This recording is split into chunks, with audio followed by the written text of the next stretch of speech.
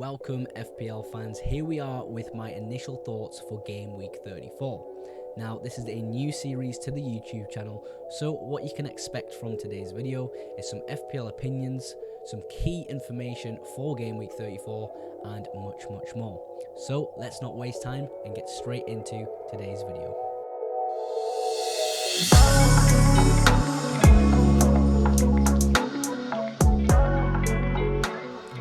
This style of video is a complete new one for me. Of course, through the entire season, I've posted team selection content and the odd transfer targets video, but I want to add more videos and series to my arsenal and build up the channel so it's more value based for you guys at home. So I apologize if I look left quite often. There's just a notes page open on my second monitor, which is just going to allow me to drive the video for you guys at home. So let's get straight into the first point.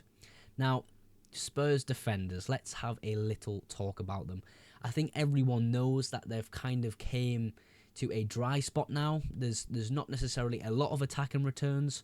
Of course, you can look at the odd assist and possibly odd goal that has happened in the last few weeks, but it has significantly dried up from the point at the start of the season when they were just banging attacking returns for absolutely no reason whatsoever. It was great to own them at that point, but for me now, with the fixtures they've got towards the end of the season, is it going to be as lucrative as the start of the season? Absolutely not. I just can't see it whatsoever.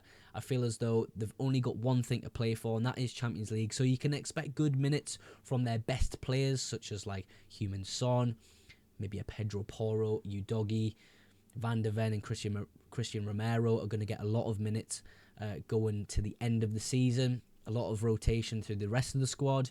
Of course, we've seen a little bit of rotation with James Maddison over the last few games, not playing full 90 minutes, getting 70, 60 odd minutes each game. But for me, the reason that I've brought this point up is Spurs don't have a fixture for Game Week 34 in FPL. So if you're looking at maybe moving to a Liverpool asset, an Arsenal asset, or someone like that, I think Spurs players could be the ones to sell and free up that little bit of money.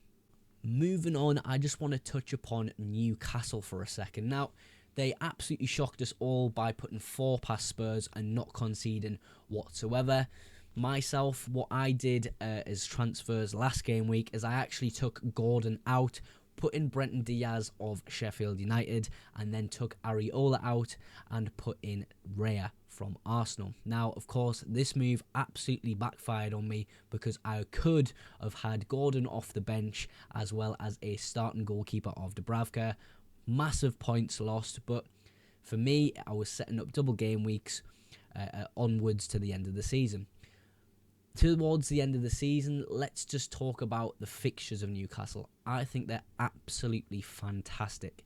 And the reason I've wrote Newcastle triple up is I think from Game Week 35, when I personally wildcard, I could be looking at a potential triple up on Newcastle assets. I quite like the idea of owning Gordon and Isak till the end of the season. You know, they have something to play for. The fans really want Europe. Of course, my friends being Newcastle fans tell me this all the time. They're optimistic, even with the injuries they've had, to push on to a Europe spot. And I feel as though Gordon and Isak are really going to be the driving force of that push. And you could possibly look at a defender. For me, it would be more so a defender would come in to free up money for other moves, such as maybe getting in a Dan Burn and just freeing up that little bit of money to maybe go for a Trent or somebody like that. We'll speak about Trent at the end of the video, of course. But yeah, Newcastle, I don't think they're bad assets towards the end of the season at all. And yeah, I'm desperate to get Gordon and Isak in my team. Just a quick little section because I know he is somewhat highly owned. Estupiñán, for those who owned him, know the pain we have felt. Not playing games, not getting attacking returns, coming off the bench, either coming off early.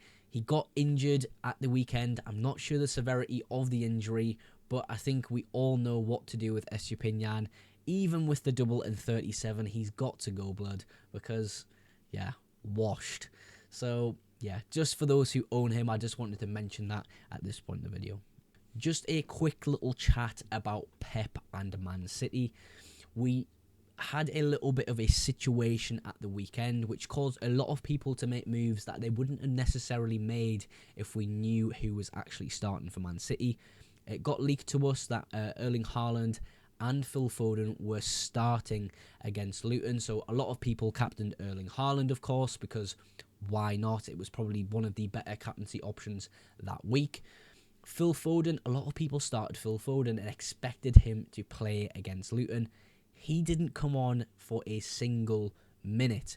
And for people like me, that affected my transfers massively. Since I had Gordon on my bench, I thought, everyone's probably going to start on my team.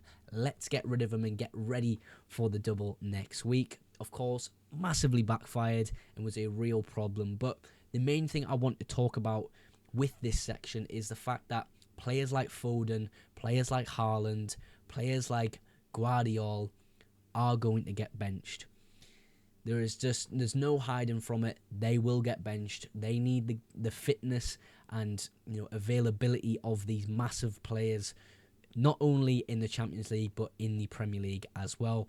And of course, we've seen with Phil Foden not playing against a Luton side, we could kind of maybe see the theme of that continue at the end of the season. Perhaps an easier game where big players are rested for the majority of the game. So it's something we kind of have to be careful of. But with the lack of doubles that Manchester City have, yeah, I could see us owning more, other assets rather than Man City. You could argue that Phil Foden and Haaland are absolutely essential, but I feel as though with the double game weeks other teams have, you can kind of leverage that against them. But still, these are massive players, but we have to be careful about rotation as always. CUNHA and MATETA, both fantastic, good value options right now. I just wanted to make it aware for those who did not know about these two. These are cheap forward assets who are putting up real good numbers, and especially recently are putting up great numbers. I think those who watched the Liverpool and Palace game can kind of already start to see why Mateta is quite appealing. Decent fixtures to the end of the season, double game week, a really good move in my opinion. CUNHA, same type of player, you're going to get good attacking data, but with CUNHA, the double this week is Arsenal, then Bournemouth. So is he going to do well against Arsenal? It's very hard for that type of team to do well against Arsenal. In terms of FPL, what I mean is most likely a goal or an assist, an attack and return at least for CUNHA. Is it going to happen against an Arsenal side? Most likely not. Is it going to happen against a Bournemouth side? You're looking at the more likely end of things. So for me, Mateta is the more desirable asset in my eyes, but we have to be careful with these type of teams. They're not exactly consistent in the way they play. For example, Crystal Palace going and beating Liverpool at Anfield, then next week they go and lose just a game that seems completely within their grasp to go and win. So I think we do have to be careful and remind ourselves these aren't amazing footballing teams, but with the data they're putting up and the value they're at, I think it could open up some really cool opportunities in people's teams. So yeah, keep your eye out for these players. Just to talk about Trent Alexander-Arnold, he is at 8.2% ownership right now, which I just don't think is going to last very long. The hype behind Trent and FPL is always massive. We know the potential that Trent has when he plays for Liverpool, and he plays well. The odd goal, a lot of attack and returns. He really is a monster at times in FPL, but I'm just going to say this now. I think we need to be a little bit cautious with going with Trent. From my knowledge, there was a game recently where he was on the bench, but Klopp mentioned he wasn't going to play. He was purely on the bench just to make up a number. Odd, of course. Why would you put a player on the bench if you're not going to use him? Why wouldn't you just put one of the youngsters on the bench for the experience?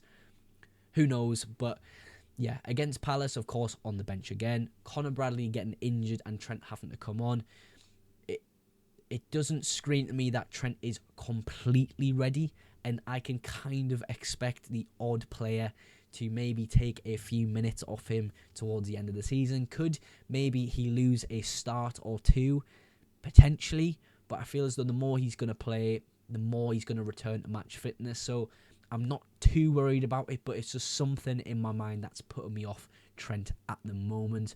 I can really see myself, if more information comes out about Trent, that he's feeling good and that he's possibly going to start the next few games, that I would possibly make that move. But for now, I'm just a little bit cautious. You know, it's still quite fresh coming back from injury, so we'll wait and see what happens with that. But yeah, Trent could be an option. And that, of course, wraps up today's video. Thank you so much for watching to this point. Now, if you have enjoyed this new series to the channel, please drop a like and a subscribe. It's greatly appreciated, as always. Of course, going past 100 subscribers now, we are on to new goals for the rest of the season and seasons to come. So a massive thank you if you do support the channel already. But yeah, that is everything for today's video. Thank you so much for watching, and I will catch you in the next one. Bye for now.